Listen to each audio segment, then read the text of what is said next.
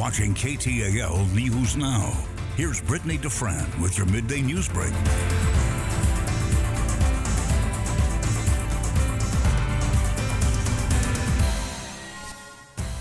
Hello, welcome to KTAL News Now. I'm Brittany DeFran here with your midday news break.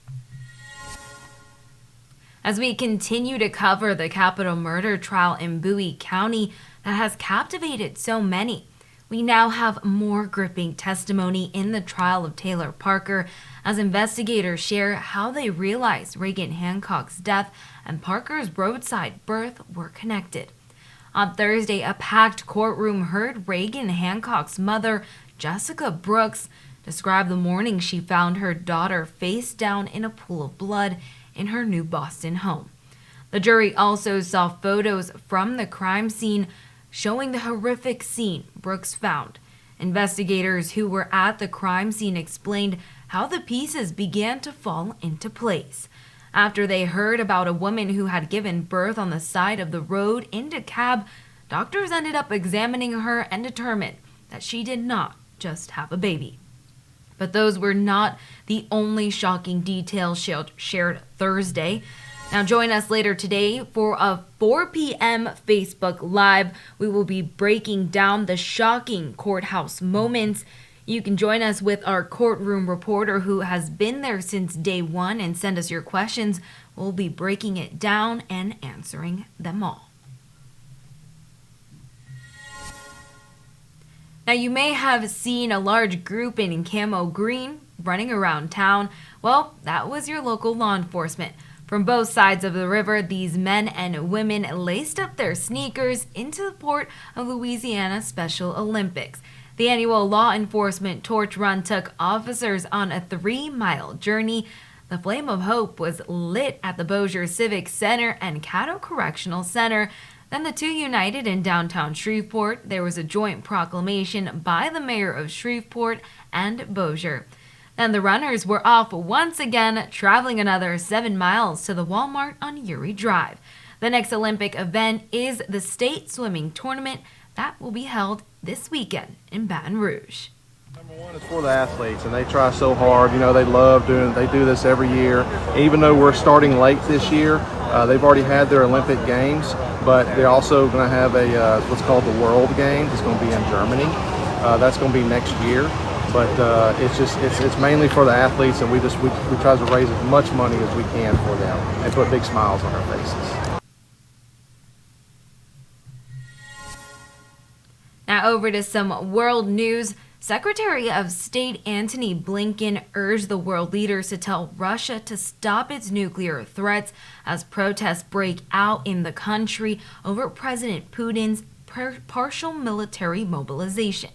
The meeting was held during the annual UN General Assembly gathering, bringing many world leaders to the table, but Russian Foreign Minister was not in the room. Blinken's remarks come as Russia calls up 300,000 reservists to fight in Ukraine. He laid out what the Biden administration considers a compelling case, explaining how the war has not only caused massive destruction in Ukraine, but it also is resulting in potential famines and energy shortages around the world. But despite Secretary Blinken's scathing speech, the UN Security Council is unlikely to act against Russia since it has veto power as a permanent member. Leads us to our question of the day. Giving you a moment to take down this QR code you see right here on your screen.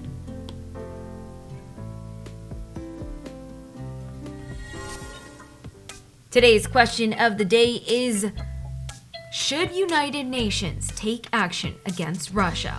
What's your thoughts? Go ahead and put them here.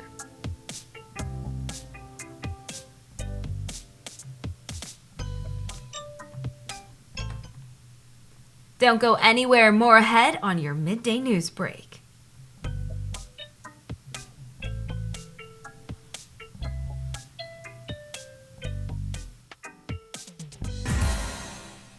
Welcome back. We have more topics and stories here on KTAL News Now. I am Brittany DeFran with your midday news break.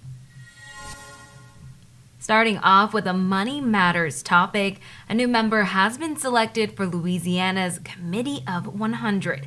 Rick Simpson co-owns Professional Sitter Services in Shreveport. The business provides at-home care for senior citizens. The committee is a statewide business roundtable advocating for economic development.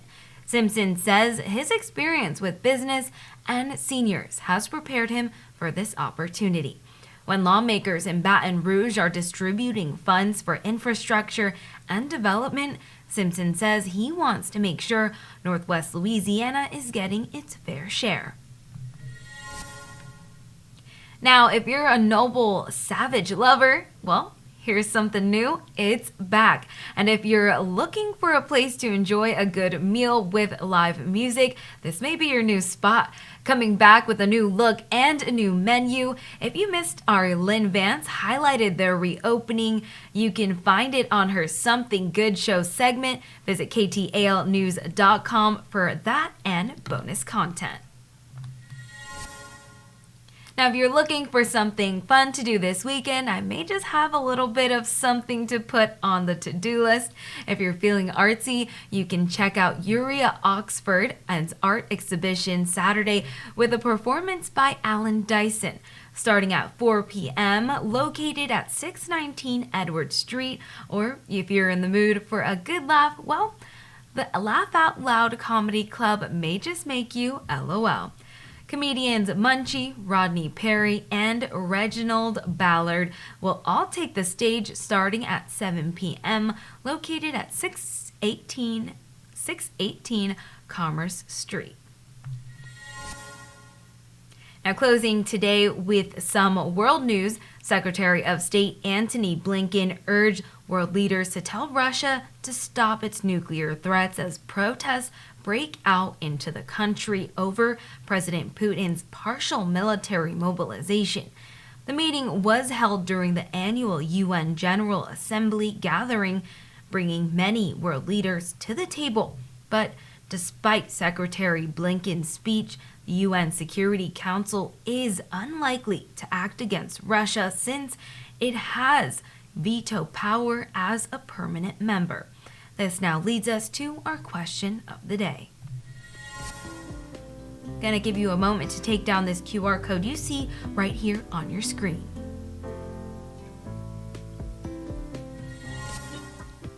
Today's question of the day is, should the United Nations take action against Russia?